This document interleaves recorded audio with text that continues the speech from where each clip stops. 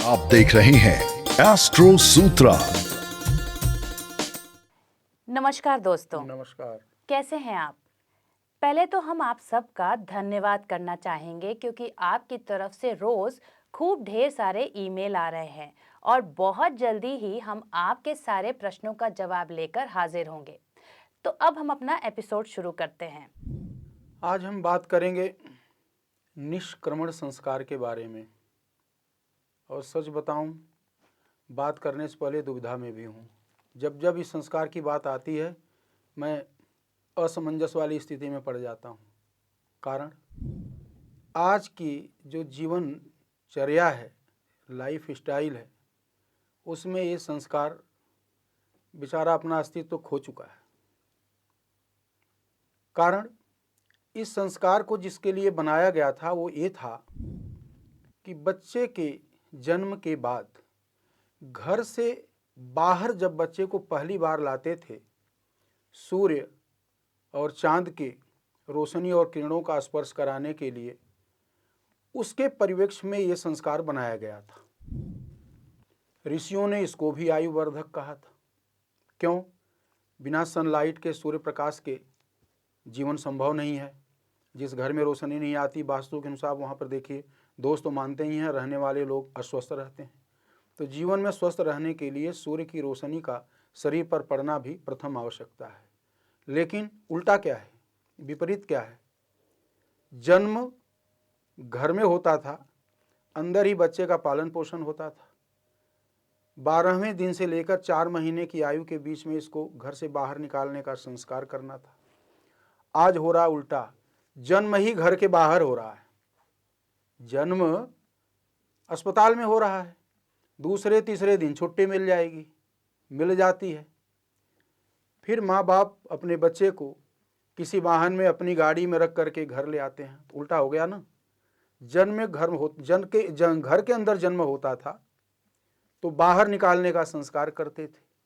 अब जन्म ही बाहर हो रहा है, बिना किसी संस्कार के, बिना किसी मुहूर्त के छुट्टी होगी, घर लाना आपका फर्ज है, कर्तव्य है, आवश्यकता है, लेके ही आएंगे, अपने घर ही आना पड़ेगा।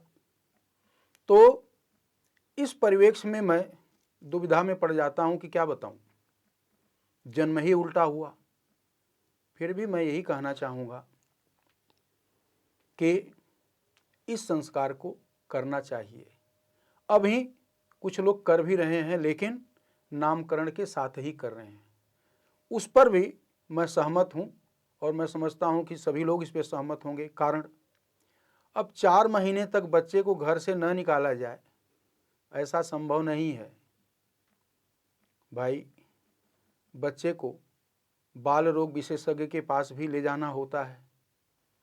इसके अतिरिक्त तमाम रोगों से रक्षा करने वाली जो औषधियां हैं, टीके के रूप में बच्चे को लगाई जाती हैं, वो कार्य भी करना है।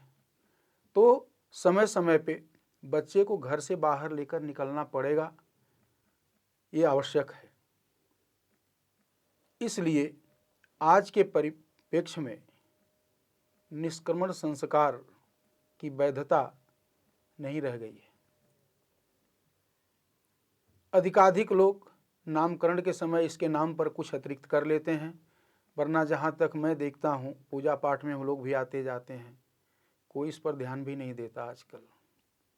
लेकिन मेरा ऐसा सोचना है, मानना है, जो मैं आपको बताने जा रहा हूँ, कि इस संस्कार के निमित्त भी थोड़ा सा कार्य करना चाहिए।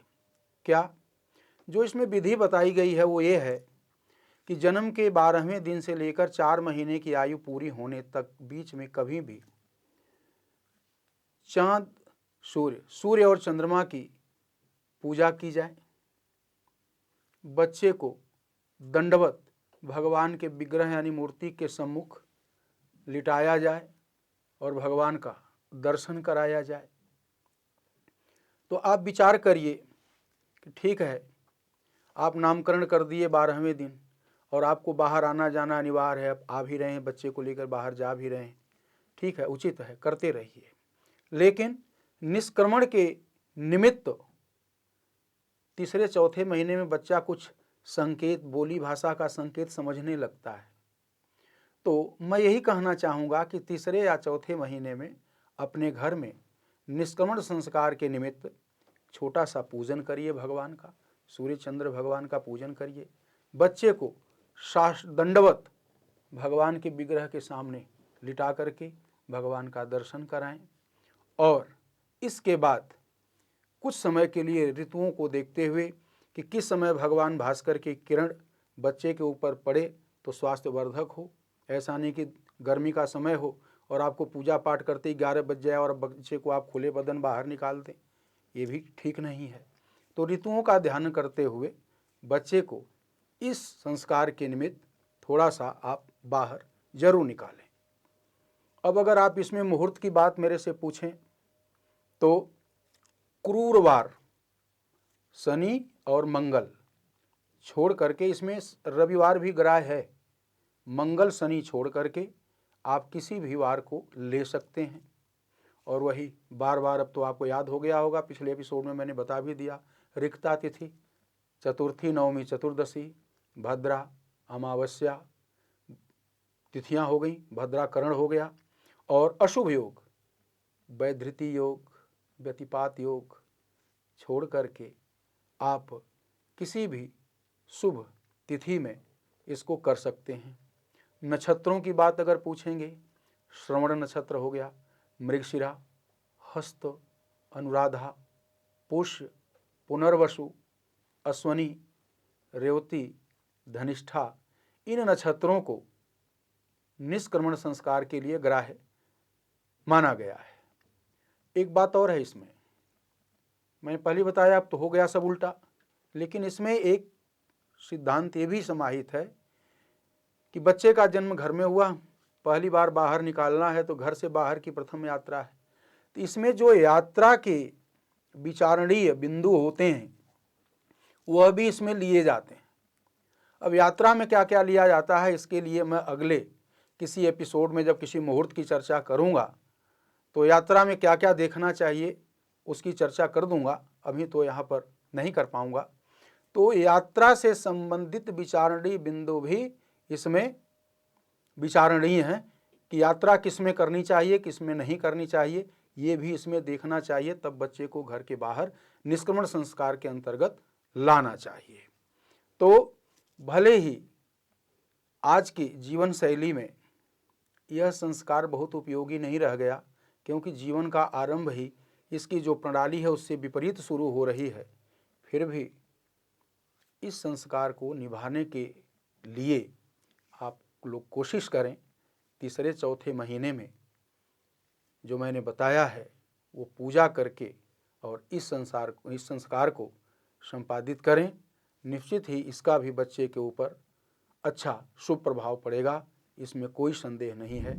निष्क्रमण संस्कार के निमित्त सूर्य चंद्र की पूजा करें तो उस समय जैसा मैंने कहा है कि बच्चे को भगवान के मूर्ति के सम्मुख दंडवत लिटा करके दर्शन कराएं, तो उस समय घर के पूज्य और जो आचार्यवर आए हुए हैं अगर यह पूजा कराने के लिए, तो ये सभी पूज्य लोग बच्चे की अच्छी आयु, अच्छी सेहत के लिए किसी भी आयुष्य मंत्र का, शुभ मंत्र का वहाँ पे आशीर्वाद दे सकते हैं।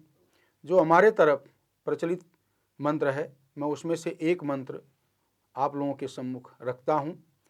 अप्रमत्तं प्रमत्तं वा दिवा रात्रावथापि वा रक्षन्तु सततं सर्वे देवा शक्र पुरोगमाः। इस तरह आप किसी भी शुभ मंत्र को बोल करके उस शिशु को आशीर्वाद अपना प्रदान कर सकते हैं। जय श्रीमन नारायण। निष्क्रमण संस्कार सच में ऐसा संस्कार है जिसके बाद एक बच्चे का सामना बाहरी दुनिया से होता है। मैं तो ये सोच रही हूँ कि ये संस्कार एक नवजात छोटे बच्चे का पहला कदम दुनिया से रूबरू कराने के साथ ही साथ बच्चे को सूर्य भगवान के तेज और चंद्र भगवान की शीतलता का ज्ञान देना इस संस्कार का परम उद्देश्य है। कहा जाता है कि बच्चा ऐसे विनम्र स्वभाव का और ओजस्वी व्यक्तित्व का होता है। अब आज्ञा दीजिए, मिलते हैं आपसे अगले एपिसोड में, तब तक के लिए नमस्कार।